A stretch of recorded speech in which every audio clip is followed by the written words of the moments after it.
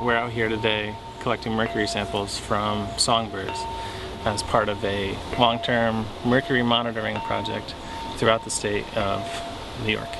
Mercury is a pollutant that is harmful to birds and other wildlife. It's considered a neurotoxin. Birds that are exposed to higher levels of mercury tend to produce less offspring. So that's obviously a concern from a conservation standpoint.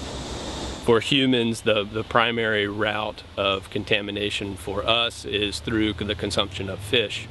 So it's logical to think that aquatic systems are the primary sort of habitat or ecosystem that could be a focus of study. But it's also a concern in forested habitats like this. We're finding that songbirds in the forest, even though they're not directly associated with wetlands or lakes or streams, can have elevated mercury levels. Insect-eating birds can be exposed to mercury. Those insects could be emerging from an aquatic system that may be contaminated with mercury. So that's one of the reasons why we're able to use songbirds as a useful indicator. Many songbirds consume insects, so effectively they become top-level predators in these systems. Today here in the Franklin Ponds area we captured 30 total birds. That included 11 different species. So the idea is to play a target bird song or target species, which in this instance we're trying to attract a wood thrush. So what we do is we set this MP3 player and a speaker underneath what we call a mist net right here. It essentially looks like a big volleyball net, but it's a very fine net and birds can't see it.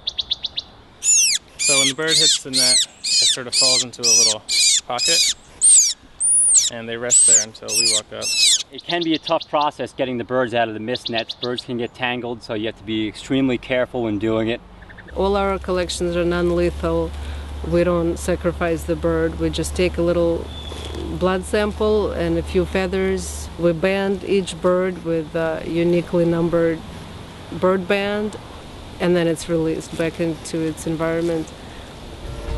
The hope with this long-term monitoring program is to provide some baseline data for the state of New York to effectively monitor the success of remediation efforts and policies that are designed to reduce mercury emissions from different anthropogenic sources. And he's ready to go back to the woods. So we'll release him. And he's off.